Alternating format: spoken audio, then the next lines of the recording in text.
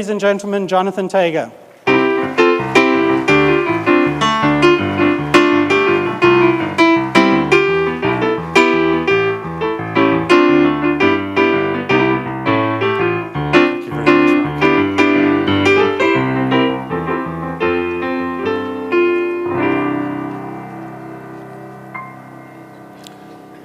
Thank you very much, Mike. Thank you to the SAP and SuccessFactors organization for affording us the opportunity to be here, and thank you in advance for listening to what I have to say.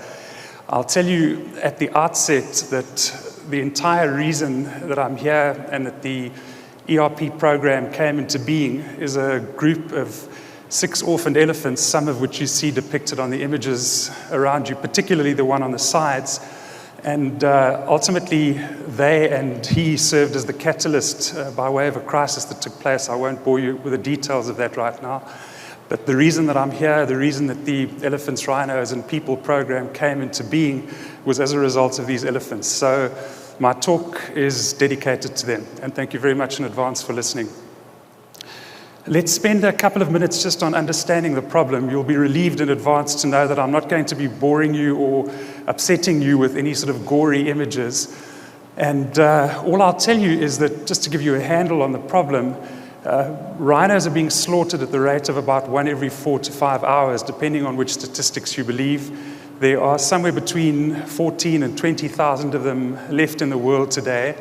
And in the case of elephants, there are about 400,000, primarily in Africa, and they are being slaughtered, if you can get your mind around this, at the rate of 1 every 15 minutes. If you set up a dedicated slaughter facility, I doubt that you'd be able to achieve the kind of efficiencies that the organized criminal networks that are perpetrating these acts upon them are achieving. It's a jaw-slacking set of statistics. The problem is that the statistics don't tell you 2 very important things, and I'm going to do my best to try and convey those messages to you today. The first is, if you look behind me and see that little young rhino over there, which I had the privilege, and I literally mean the privilege, it was a life-changing experience, of spending some time with towards the back end of last year. His mother was killed by poachers, but she wasn't killed in anything resembling a humane fashion. Her back was hacked into with a machete so that she was immobilized, but she was able to move the front part of her body, and she stayed alive for at least a couple of days. By the time they found her, she had dug a trench in front of her with the swinging of her body, which was all that she could do. This little fellow had hung around, and by the time they found him, they estimated that that was a total of 3 days, so she'd probably survived for 2 of those 3, and he'd stayed by her side throughout that entire time. He'd been attacked by hyenas, and a part of his ears had been eaten away. But he was in, needless to say, an unspeakable state by the time they found him. The time that I spent with him was primarily with my hand in his mouth, and you could see what it is that he was missing. He needed his mother, and it was a terrible experience that I'll take to the grave with me. I'll never forget it. The second thing that I want to tell you, which is not in the statistics, is that there are animals and then there are elephants. And whilst in my state of obsession about elephants, I may feel that they are on a par with people, and maybe there are 1 or 2 of you in the audience that agree with me. I don't expect most people to see that, but they're not far off. But I can tell you, and it's something that researchers are now beginning to demonstrate with high-quality research. I don't need the research because I've experienced it firsthand by way of those orphans and other elephants that I've spent a lot of time with, is that these are sentient beings. There are plenty of things, even physical characteristics will tell you that they are not like other animals. But they have a syntactic language. They're highly sophisticated. They have a sense of family values that dwarfs anything we know or do in terms of family. They have a respect for their elders. They have an ability to pass things on and preserve knowledge in a way that, again, is breathtaking in its depth and something that we're only now beginning to understand. I mentioned language earlier.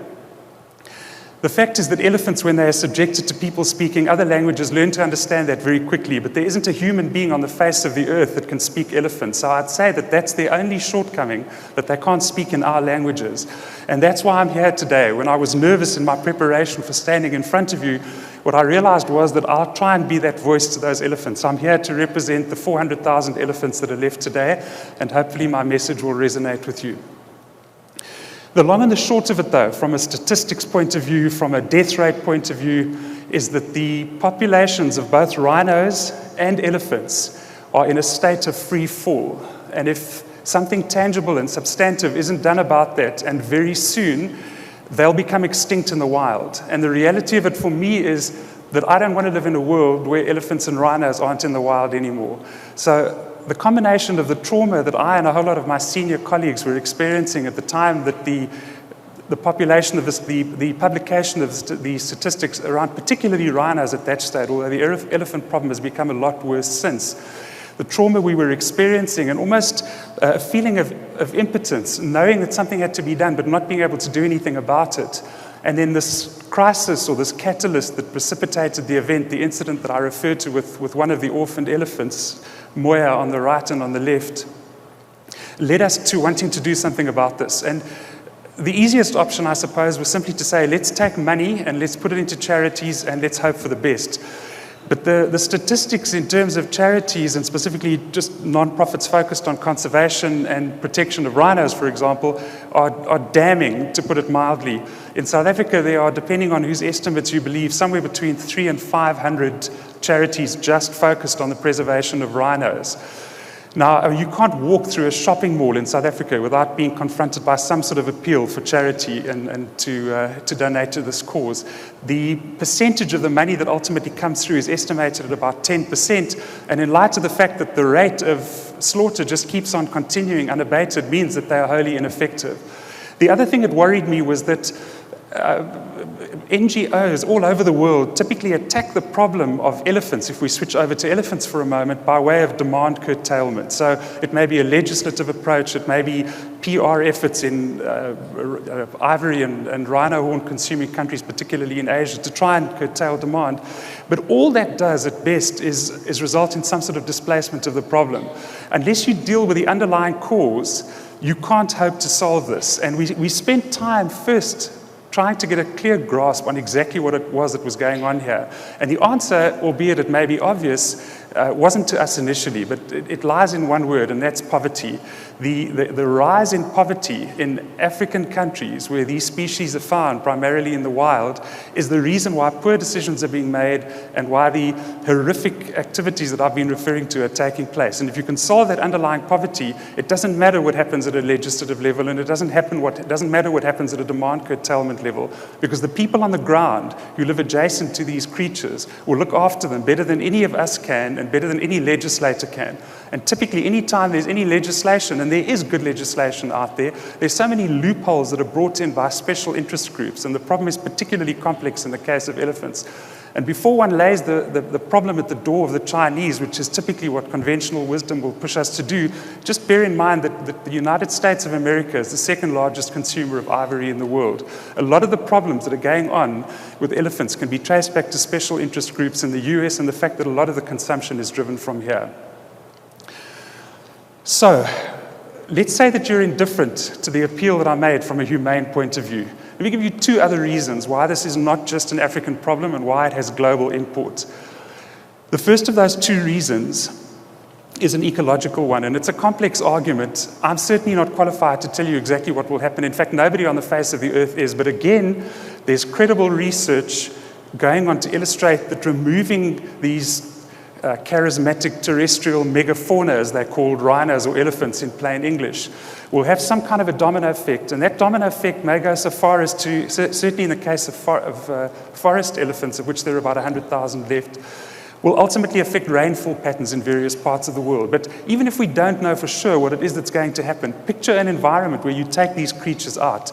Put otherwise, if you can create an environment where an elephant can survive and thrive, then anything almost, maybe, yes, literally anything could survive there. You may have a problem between some elephant and some people competing for turf every now and then, but we've got solutions for that as well. The other reason, if we put the ecological and environmental one aside for a moment, and this affects every one of us, is that there's tangible evidence that the proceeds of revenue from criminal organizations which orchestrate these activities for the most part are finding the proceeds are finding their way into the coffers of terrorist organizations for acts that may be committed anywhere in the world. So it's all of our problem, and it behooves us to do something about it. If the first reason, the humanity one, doesn't resonate with you, at least think about those other two reasons. And I think that in an audience like this, for the most part, it will resonate with people. Once we'd figured out what the underlying problem was, we built a strategy around dealing with this. And the strategy was very simple. Eradicate the poverty and you'll stop the slaughter of the elephants and the rhinos. And that's ultimately what we came up with. The strategy is exactly that. But we needed a vehicle in which to deal with it. And as I said, we were somewhat jaded by conventional charities, and we decided that we didn't simply want to put money into them, and we felt that the ability to execute of those charities was sometimes compromised. There are very good ones about, and I'm not saying that they are all ineffectual, but for the most part they are. And that's profoundly undeniable if you have a look at the statistics that I presented to you earlier. So what we decided we wanted to do was do something about this ourselves. We needed that non-profit capability, and we needed an ability to attract donations in order to fund this beyond what we could do ourselves.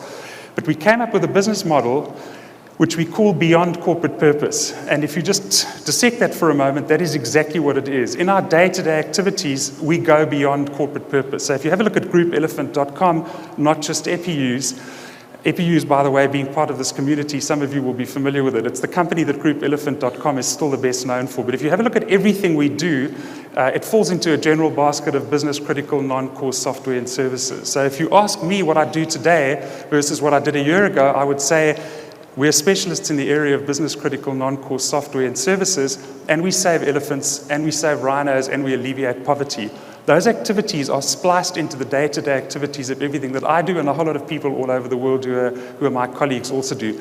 Maybe the best illustration of that is that the chap sitting behind the screens who put the slide deck together and is driving it, Quentin Smith, runs 2 multi-million-dollar clients with engagements all over the place, and he's also architected and is implementing a program to relocate white rhinos, orphaned white rhinos, I should hasten to add, from South Africa to South Texas. And if our plans come to fruition, by March of next year, there will be white rhinos in South Texas in an environment that is very similar to South Africa. And his premise is very simple. If you can't keep the danger away from the rhinos, take the rhinos away from the danger. But very practically, that number that we bring over, and it will probably be about 100, over a period of about a decade, and they'll roam free on ranches in South Texas, will grow to a herd of about 1,000. And if all efforts in Africa fail, when the madness around the rhino horn is stopped, we'll hopefully have a population which we can repatriate to Africa. So there's a very simple example of someone whose day-to-day activities involves dealing with large, complex engagements at some of the best clients in this country and worldwide, but who's also involved in saving elephants and rhinos and alleviating poverty. What we do is we take 1% of our revenues, not 1% of our profit, of our revenues. It's a big number for us. And we put that into our own institutionalized professional delivery capability in the area of nonprofits. So we do this stuff ourselves. And if you were to take a cross-section of any of those nonprofits and compare them from a delivery and an execution ability with any of our for-profit companies, you should find, and in most cases will find, that they are as professional, and that's what we're striving for. The whole raison d'etre for the model was so that we could create something that we could provide as a conduit for people who are concerned about this to put their money into. When you put that dollar of yours into a non-profit, how much of that money is going towards a glass-fronted building in a leafy suburb, or international flights, or conferences? How much of it actually gets through? And the statistics, if you look at the statistics that are published, they're not very flattering. But the fact of the matter is that we've created a dispensation in which 100% of any external dollar will pass straight through into the projects that we're involved with. I see that I'm getting to the end of my time, but I'm going to rush through a last few points, which I'm hoping I can still convey to you. What makes us different is that we didn't come together around some ideal as non-profits do. We came together around a business ideal initially. So we cater for everything from the proclivities of a vegetarian animal rights protagonist, me, through to people who actually hunt. And we work together, and we're able to partner within limits. We don't allow anybody anywhere near us who would want to hunt an elephant and a rhino. But the point is, we work in a broad-based way that isn't possible if you're dealing with a simple non-profit. What I'd like to ask you to do, and your response to this will be feeding somewhere, depending on how you define them, between 25 and 35 either active engagements or projects that we've already been successfully involved in delivering. And we're only getting warmed up. We got out of the gate at the back end of last year, and we started getting into the sort of swing of things earlier, earlier on this year.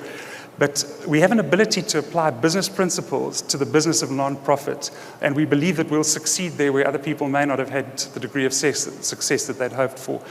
But the only way that we can get to what we really need to do, and if we can turn the tide on this and get back into a position where those populations of elephants and rhinos start rising again, we need to amplify our efforts, and I need your help with that, and I ask you for that unashamedly, because to the extent that you participate from a pecuniary or a financial point of view, 100% of anything that you do or a corporate social responsibility spend that your company may be willing to put our way, 100% of that will pass through into the beneficiaries, and you'll be kept up to date with the reporting on it.